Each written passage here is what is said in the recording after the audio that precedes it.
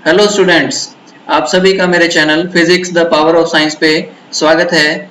बच्चों, आज हमारा यूनिट 1 इलेक्ट्रोस्टैटिक का 10वां लेक्चर है और इस लेक्चर में हम इन टॉपिक्स को कवर करेंगे। फर्स्ट टॉपिक आज का रहेगा इलेक्ट्रिक फ्लक्स।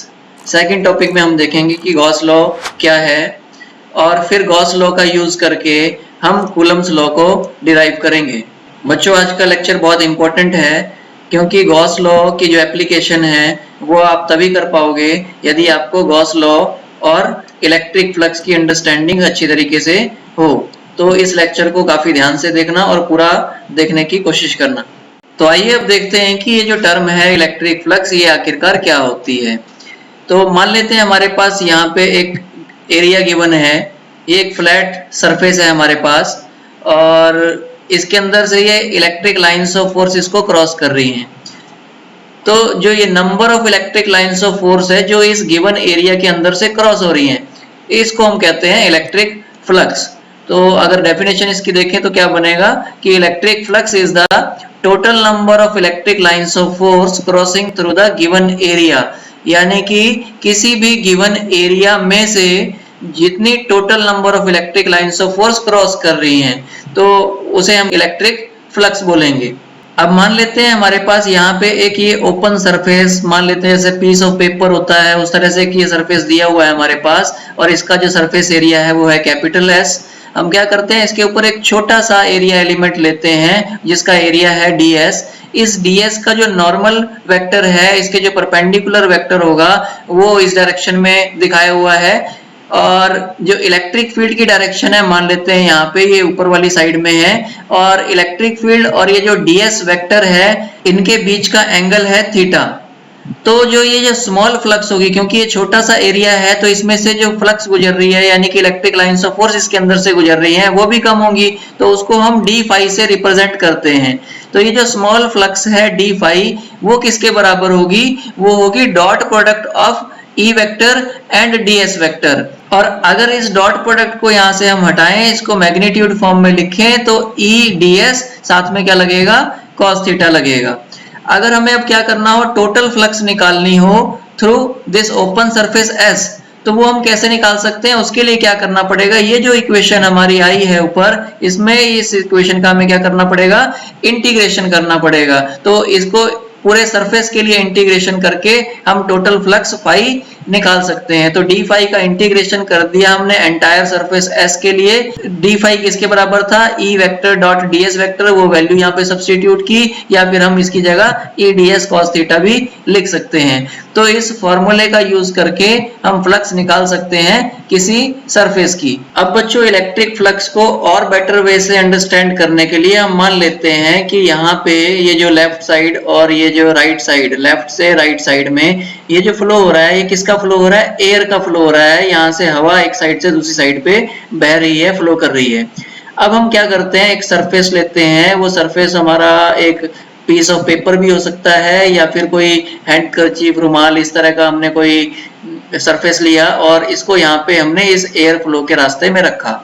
तो यहाँ पे अब इस सरफेस में से कितनी एयर फ्लो होगी वो किन किन चीजों पे डिपेंड कर रहा है। तो जब मैंने इस सरफेस को यहाँ पे इस तरह से रखा, यानी कि यहाँ पे क्या है कि जो नॉर्मल है सरफेस के ऊपर ds वेक्टर वो इस एयर फ्लो की डायरेक्शन में है। सेकंड केस अगर यहाँ पे देखो तो यहाँ पे ds वेक्टर परपेंडिकुलर इस डायरेक्शन में आएगा और यहाँ जो एयर का फ्लो है इस डायरेक्शन में है, यानी कि इनके बीच में कुछ ना कुछ एंगल है। और तीसरा जो केस है यहाँ पे अगर देखें तो यहाँ पे जो ds वेक्टर है वो किधर है, ऊपर की तरफ है और जो हमारा एयर का फ्लो है वो किधर है, ये राइट साइड में है। तो यहाँ पे जो एंगल आ रहा है इनके बीच में ये कितना आ रहा है, 90 डिग्री आ रहा है। तो ये जो तीन केसेस हैं हमारे, अगर फर्स्ट केस में देखें तो यहाँ से इस सरफेस के अंदर से जो एयर फ्लो हो रही है वो क्या होगी, मैक्सिमम होगी। जो सेकंड केस है इसमें से इस सरफेस के अंदर से जो एयर फ्लो होके जा रही है वो क्या होगी, पहले वाले केस से कम रहेगी।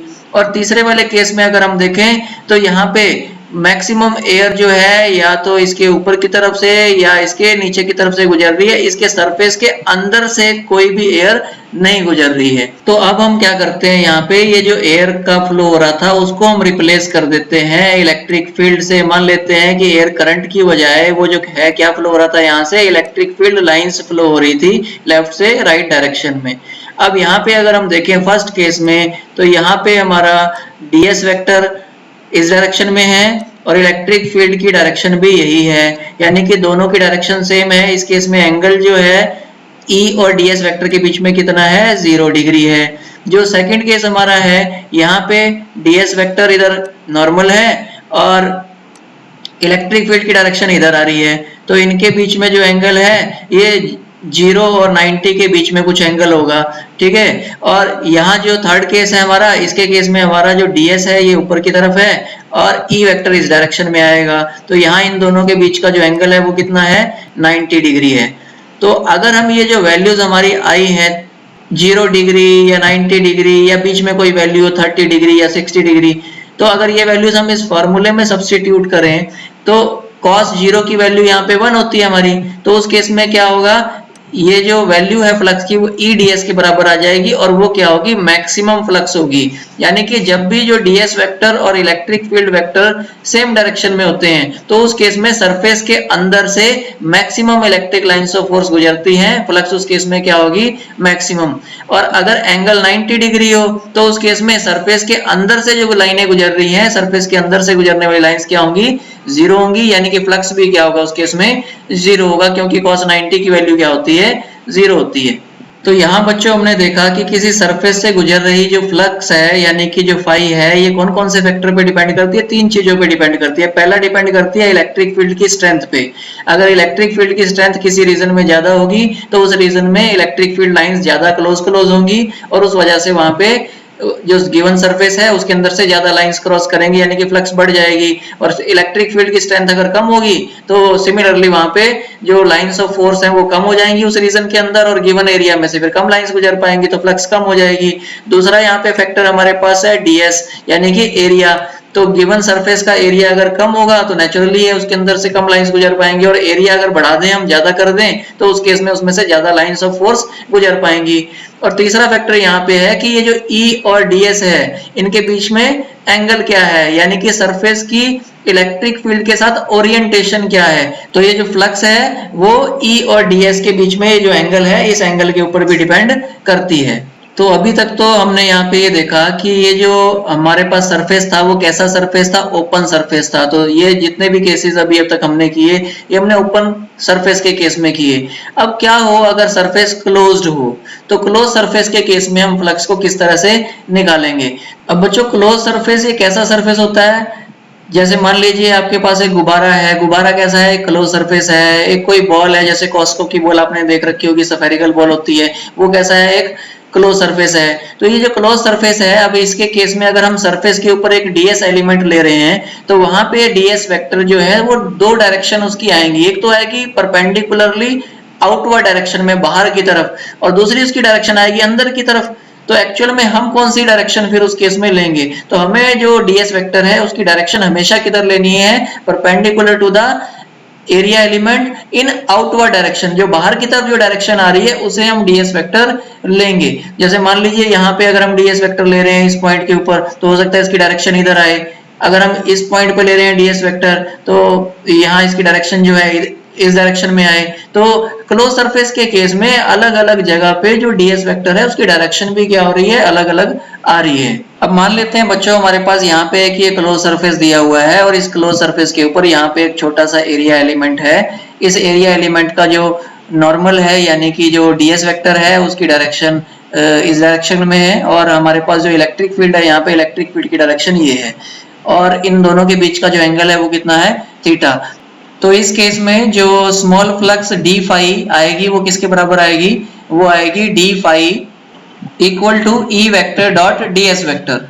तो इसके बाद अगर हमें टोटल फ्लक्स निकालनी हो इस पूरे सरफेस के अंदर से कि टोटल कितने इलेक्ट्रिक लाइंस ऑफ फोर्स बाहर निकल रही हैं, यानी कि इसकी नेट फ्लक्स कितनी होगी, तो वो हम कैसे निकालेंगे। फाई इज इक्वल टू, हमें यहाँ इंटीग्रेशन लेना पड़ेगा इस डी फाई का, तो हम यहाँ इंटीग्रेशन ले रहे हैं डी फाई का, और यहाँ ध्यान देने वाली बात है हम इंटीग्रेशन के साइन के ऊपर यहाँ पे एक सर्कल पुट कर रहे हैं। तो ये जो सर्कल है ये क्या रिप्रेजेंट कर रहा है कि हम ये जो इंटीग्रेशन ले रहे हैं क्लोज सरफेस के लिए ले रहे हैं, तो यहाँ पे हमें इंटीग्रल लेना है क्लोज सरफेस इंटीग्रल।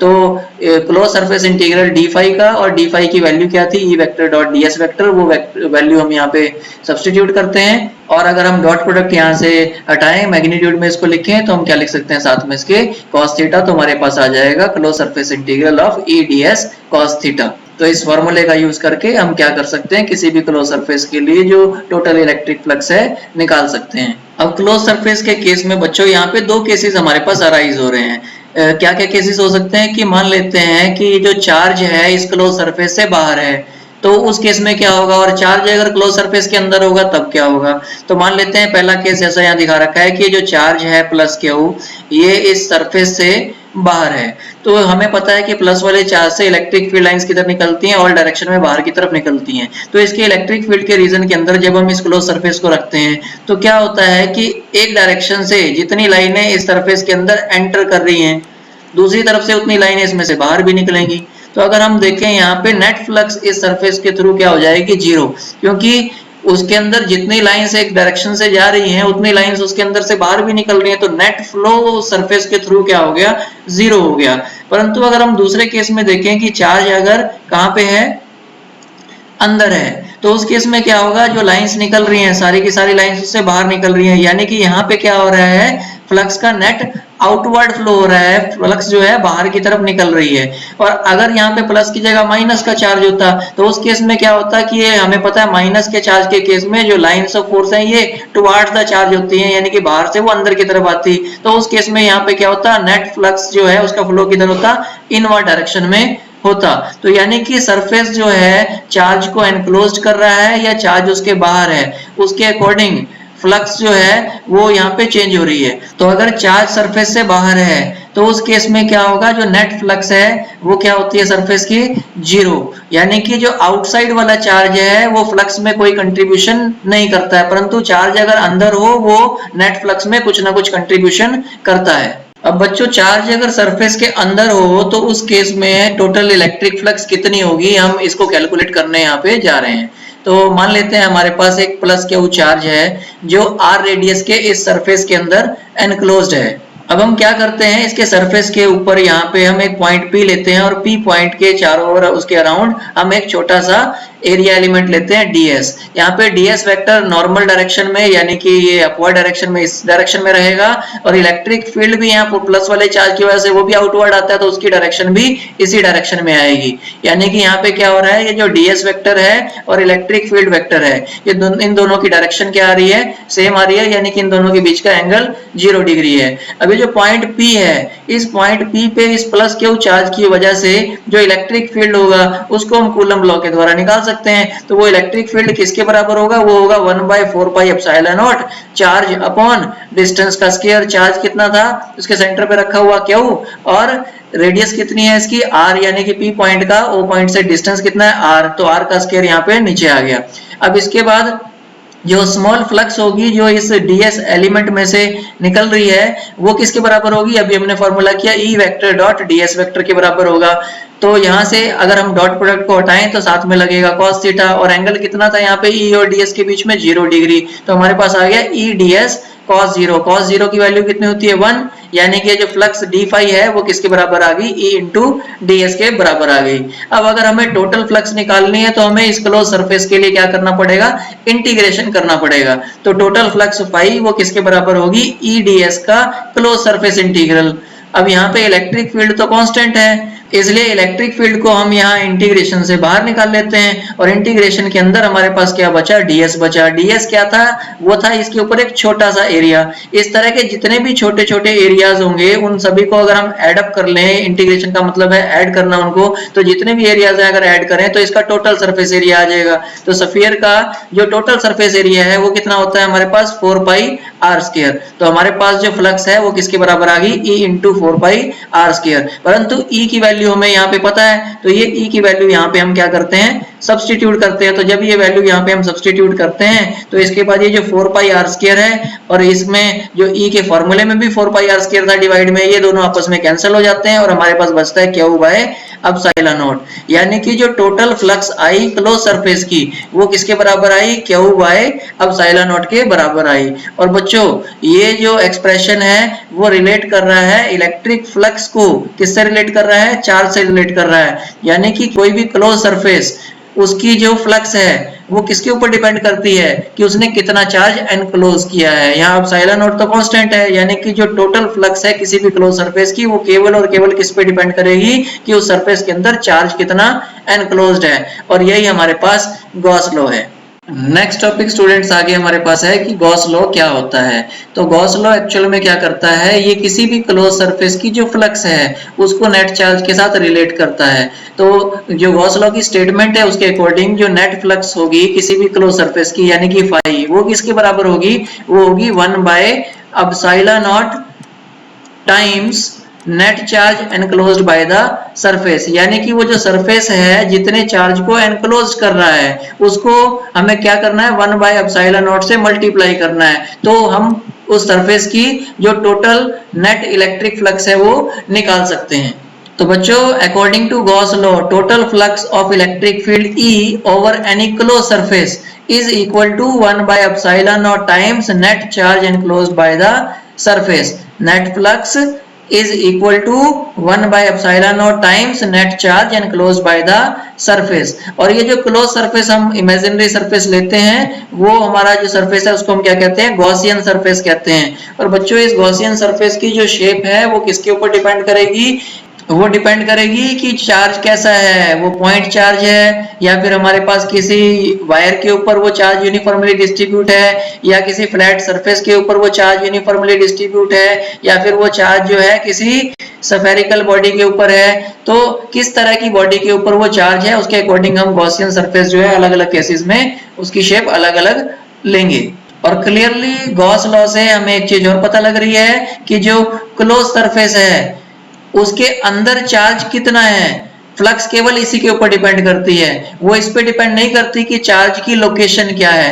फ्लक्स किस पे डिपेंड करती है, केवल और केवल कि ये जो क्लोज सरफेस है हमारे पास उसके अंदर नेट चार्ज कितना है। और charge outside the surface will not contribute to the flux. और अगर चार्ज बॉडी से बाहर हो, सरफेस से बाहर हो, तो उस केस में उसका जो फ्लक्स के लिए कंट्रीब्यूशन है वो क्या होता है, जीरो। क्योंकि हमने अभी पिछली स्लाइड पे ही देखा था कि चार्ज अगर बाहर होगा तो उस केस में जितनी लाइंस उस सरफेस के अंदर एंटर करती हैं उतनी लाइन उसके बाहर भी निकल जाती हैं, तो नेट फ्लक्स उस केस में क्या हो जाती है, जीरो। यानी कि किसी भी क्लोज सरफेस के लिए जो नेट फ्लक्स है वो किसके बराबर होती है, क्यू बाय एप्सिलॉन नॉट के बराबर होती है। आज के नेक्स्ट टॉपिक में अब हमें गॉस लॉ का यूज करके कूलम्ब्स लॉ को डिराइव करना है। तो इसके लिए हम मान लेते हैं कि एक प्लस क्यू चार्ज है जो पॉइंट O के ऊपर यहाँ पे सिचुएटेड है और इसके पास R डिस्टेंस के ऊपर पॉइंट P है। P पॉइंट से ये गुजरता हुआ एक हम गॉसियन सरफेस यहाँ पे कंसीडर करते हैं। क्योंकि ये पॉइंट चार्ज है तो पॉइंट चार्ज के केस में जो गॉसियन सरफेस होगा वो हमारे पास कैसा आएगा, स्फेरिकल सरफेस आएगा। अब इस P पॉइंट के अराउंड हम एक छोटा सा एरिया एलिमेंट ले लेते हैं ds, और इस ds एलिमेंट के ऊपर जो ds वेक्टर है वो कैसा होगा, परपेंडिकुलर, और वो रेडियली आउटवर्ड बाहर की तरफ निकलेगा। और इसी तरह से इलेक्ट्रिक फील्ड की डायरेक्शन भी यहाँ पे इसी डायरेक्शन में होगी, यानी कि E वेक्टर और हमारे पास जो ds वेक्टर है इन दोनों वेक्टर्स की जो डायरेक्शन है वो क्या आएगी, सेम, और इनके बीच का एंगल क्या रहेगा, 0 डिग्री। तो अगर इनके बीच का एंगल 0 डिग्री है तो उस केस में हमारे पास जो फ्लक्स है वो किसके बराबर आएगी, E इंटू ds के बराबर आएगी। क्योंकि cos 0 यहाँ पे क्या हो जाएगा, हमारे पास 1 हो जाएगा। तो जो स्मॉल फ्लक्स है d फाई वो किसके बराबर आएगी, E इंटू ds के बराबर आएगी। अगर हमें टोटल फ्लक्स निकालनी है तो उसके लिए हमें क्या करना पड़ेगा, इसका इंटीग्रेशन करना पड़ेगा। तो जो टोटल फ्लक्स है थ्रू क्लोज सरफेस वो किसके बराबर आएगी, क्लोज सरफेस इंटीग्रल किसका, E इंटू ds का। अब यहाँ पे इलेक्ट्रिक फील्ड तो कांस्टेंट है, उसको बाहर लिख लेते हैं, और इंटीग्रेशन के अंदर जो टर्म आई वो हमारी ds आई। ds क्या था, एक स्मॉल एरिया था इसका। अगर हम ऐसे ds जितने भी छोटे छोटे एरियाज आएंगे उन सभी को जोड़ लेंगे तो पूरे स्फीयर का एरिया बन जाएगा। यानी कि पूरे स्फीयर का एरिया कितना होता है, 4 पाई आर स्क्वायर। तो ds का इंटीग्रेशन वो कितना आएगा हमारे पास, 4 पाई आर स्क्वायर। तो ये हमारे पास फ्लक्स निकल गई जो इस चार्ज की वजह से इस क्लोज सरफेस से बाहर आउटवर्ड डायरेक्शन में आ रही है। अब इसके बाद गॉस लॉ का अगर हम यूज करें तो गॉस लॉ क्या कहता है कि जो नेट फ्लक्स है वो किसके बराबर होती है, वो होती है 1 by epsilon not total charge enclosed by the surface. Charge कितना एनक्लोज किया है सरफेस ने, Q। तो यानी कि फ्लक्स गॉस लॉ के अकॉर्डिंग किसके बराबर होगी, Q बाय एप्सिलॉन नॉट के बराबर होगी। अब एक फ्लक्स तो हमने यहाँ पे निकाली और दूसरी फ्लक्स हम गॉस लॉ के अकॉर्डिंग निकाल रहे हैं। हम इन दोनों को इक्वेट करेंगे क्योंकि ये सेम वही सरफेस है जिसने इस प्लस क्यू चार्ज को एनक्लोज किया हुआ है, तो दोनों फ्लक्स क्या होनी चाहिए, सेम होनी चाहिए। तो दोनों को हम बराबर में रखेंगे, बराबर में रख के हम ये जो 4 पाई आर स्क्वायर है इसको दूसरी साइड लेके जाते हैं तो डिवाइड में जाता है और हमारे पास इलेक्ट्रिक फील्ड की इक्वेशन बन जाती है 1 by 4 pi epsilon naught q by r square. अब हम क्या करते हैं, अगर ये जो पी पॉइंट है इसके ऊपर एक छोटा सा क्यू नॉट टेस्ट चार्ज को अगर हम यहाँ पे रखें तो इस क्यू नॉट चार्ज के ऊपर फोर्स लगेगी और वो फोर्स किसके बराबर होगी, वो बराबर होगी चार्ज इनटू इलेक्ट्रिक फील्ड यानी कि क्यू नॉट ई के बराबर। ई की वैल्यू जो हमने ये निकाली थी ये यहाँ पे सब्स्टिट्यूट कर देंगे। तो जब ये ई की वैल्यू यहाँ सब्स्टिट्यूट करते हैं तो हमारे पास एफ की वैल्यू कितनी आ गई, 1 by 4 pi epsilon naught q by r square. तो ये जो इक्वेशन हमारे पास आई ये किसकी स्टेटमेंट थी, ये हमारी कूलम लॉ की स्टेटमेंट भी थी। तो यहाँ पे हमने क्या किया, गॉस लॉ का यूज करके कूलम लॉ को डिराइव कर लिया। तो स्टूडेंट्स आज के इस लेक्चर में हमने इलेक्ट्रिक फ्लक्स और गॉस लॉ को समझा। अगर किसी का भी इन दोनों टॉपिक्स के बारे में कोई डाउट रह जाता है तो कमेंट बॉक्स में लिख सकते हैं और इस लेक्चर को एक बार दोबारा देखना ताकि ये दोनों चीजें आपको सही ढंग से अंडरस्टैंड हो जाएं, ताकि जो कमिंग टॉपिक हमारा है गॉस लॉ की एप्लीकेशन वो आपको सही ढंग से समझ आ सके। अगर आपको ये लेक्चर अच्छा लगा तो please like share and subscribe my channel and thank you and take care.